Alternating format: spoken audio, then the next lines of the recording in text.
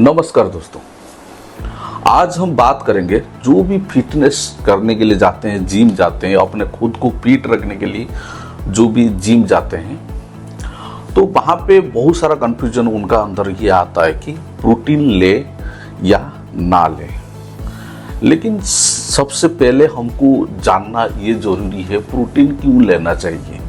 Gym जो gym जाता है वही से प्रोटीन लेगा या फिर कोई और बंदा भी प्रोटीन ले सकता है, तो उसी का बारे में हम डिस्कशन करेंगे। जनरल से हम कोई रिपोर्ट का ऊपर जाने से पहले हम नॉर्मल चीज़ का ऊपर डिस्कशन करेंगे।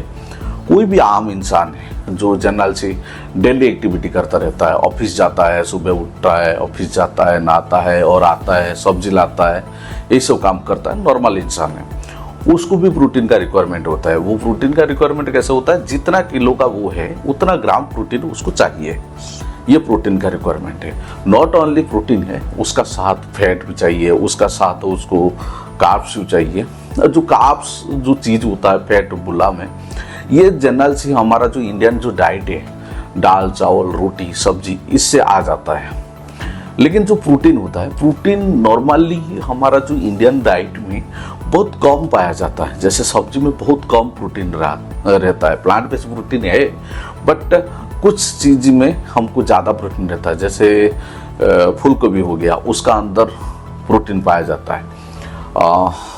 सोया चंक हो गया, तो उसका अंदर हमको प्रोटीन पाया जाता है। लेकिन सोया चंक जो होता है उसका अंदर बहुत सारा कार्ब्स भी पाया जाता है। तो इसीलिए तो हमेशा तो वो चीज़ को तो सब्जी में प्रोटीन पाने के लिए सब्जी को ज़्यादा खाना पड़ेगा, जिससे बदले में आपको अंदर कार्ब्स भी ज़्यादा इंटेक हो सकता है।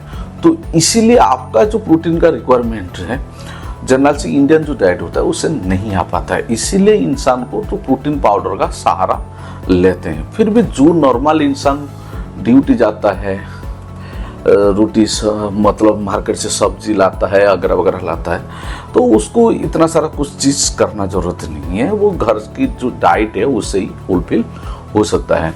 लेकिन सबसे सवाल यह आता है, जो लड़के लोग अभी जिम जाते हैं, एक्सरसाइज करते हैं, नॉर्मल एक्सरसाइज का बात कर रहा हूँ, जैसे डंबल उठाते हैं हल्का खुद को फिट रखने के लिए, तो उनको उतना ग्राम प्रोटीन चाहिए जितना केजी का वो है। लेकिन उससे भी थोड़ा सा ज़्यादा चाहिए, जितना केजी का है 1.5 मल्टीप्लाई कर दो, उतना ग्राम प्रोटीन चाहिए। तो ये जो चीज़ जो मैं बताया, ये प्रोटीन के लिए तो बाहर का जो प्रोटीन सोर्स है उसको वो खरीदते हैं, मतलब उसका पर वो डिपेंड रहते हैं। आजकल तो बहुत सारा प्रोटीन आ गया, वे प्रोटीन आ गया, प्लांट बेस्ड प्रोटीन आ गया, उसका बारे में हम डिस्कशन करेंगे। उसी प्रोटीन का पर डिपेंड रहते हैं। लेकिन सबसे पहले वो जो लोग जो प्रोटीन के लिए जाते हैं उनका अंदर बहुत सारा मिथ बैठ गया है। जो वे प्रोटीन है, जो प्लांट बेस्ड प्रोटीन है, जो बाहर से जो प्रोटीन लाते हैं, उसको सबसे पहले वो लोग बोलते हैं जिम सप्लीमेंट। क्योंकि वो प्रोटीन पाउडर का ऊपर हमेशा कोई जिम वालों का कोई फोटो लगा रहता है और जिम पर्सन ही उसको प्रमोट करते रहते हैं, इसीलिए उसको जिम सप्लीमेंट बोला जाता है। लेकिन सिंपल सी एक ही चीज होता है, देखिए जो जिम जाता है उसको नॉर्मल एक्सरसाइज करता है, उसको जितना केजी का वो है मल्टीप्लाई 1.5 उतना ग्राम उसको चाहिए। लेट एग्जाम्पल उसका वजन है 60 किलो है, मतलब 90 ग्राम उसको प्रोटीन चाहिए। तो 90 ग्राम प्रोटीन लेने के लिए उसको बाहर का प्रोटीन का ऊपर डिपेंड रहना पड़ेगा।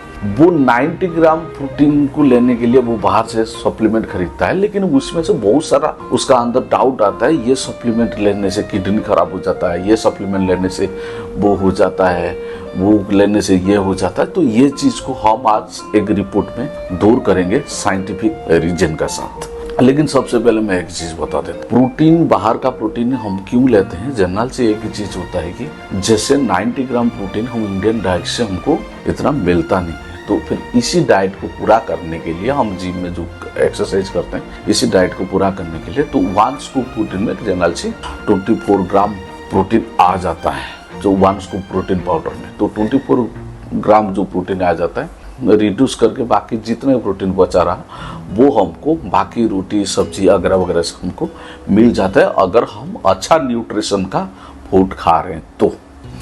लेकिन यही है वो चीज़ें।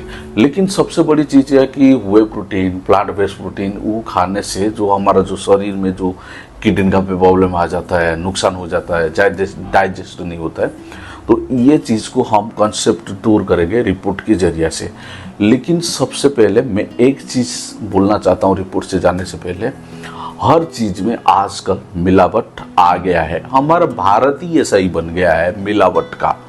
हर चीज़ में आप जो प्रोटीन पाउडर लोगे उसमें मिलावट भी हो सकता है, लेकिन मैं सजेस्ट करूँगा आप बहुत अच्छा जो जेन्युइन जो ब्रांड है उसी ब्रांड का वेबसाइट में जाके प्रोटीन लेना चाहिए आप लोग को, क्योंकि वो ट्रस्ट ब्रांड बोला जाता है।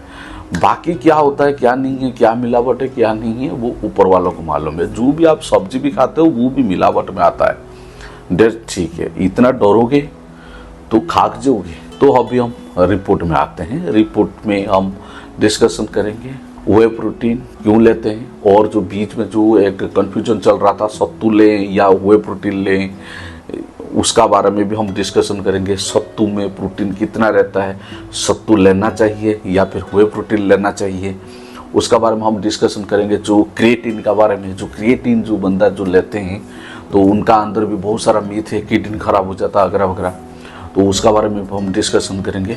चलिए हम रिपोर्ट की तरफ चलते हैं। दोस्तों, वे प्रोटीन और सत्तू दोनों ही प्रोटीन सोर्सेस हैं, लेकिन दोनों का काम और बॉडी पर इफेक्ट अलग होता है। वे प्रोटीन दूध से बना जाता है और इसके 100 ग्राम में लगभग 80 ग्राम तक प्रोटीन मिल जाता है। ये बहुत फास्ट डाइजेस्ट होता है, इसलिए जिम वर्कआउट के तुरंत बाद मसल रिकवरी और मसल बिल्डिंग के लिए बेस्ट माना जाता है। दूसरी तरफ सत्तू भुने चने से बनता है।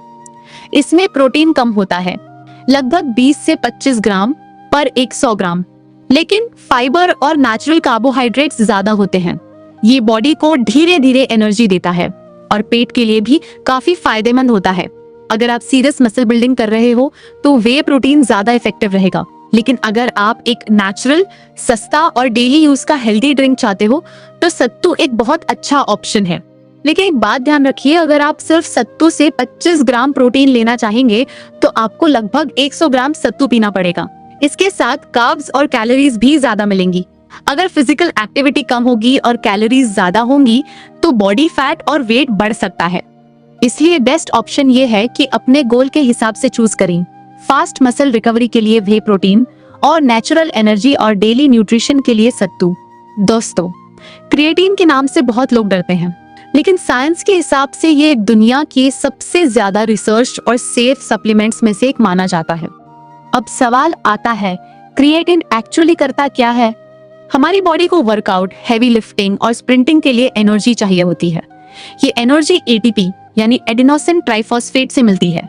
क्रिएटिन मसल्स को एटीपी जल्दी बनाने में हेल्प करता है, जिससे स्ट्रेंथ और पावर इंप्रूव होती है।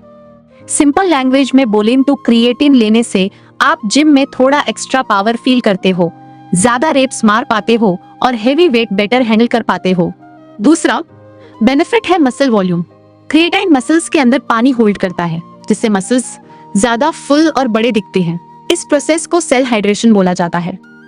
इसके अलावा क्रिएटिन वर्कआउट के बाद रिकवरी में भी हेल्प करता है और मसल फैटिग कम करता है। अब सबसे बड़ा सवाल, क्या क्रिएटिन किडनी को नुकसान पहुंचाता है?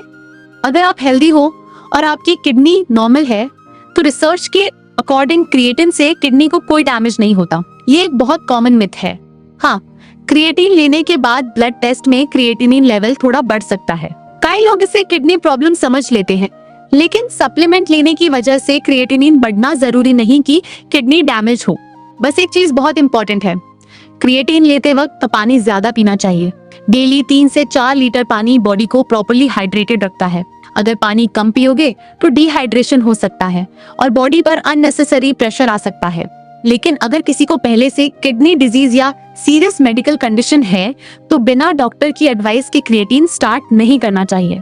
ओवरऑल देखा जाए तो क्रिएटिन एक नेचुरल सब्सटेंस है जो हमारी बॉडी में भी बनता है और रेड मीट जैसे फूड्स में भी मिलता है। हेल्दी लोगों के लिए 3 से 5 ग्राम डेली क्रिएटिन जनरली सेफ और इफेक्टिव माना जाता है।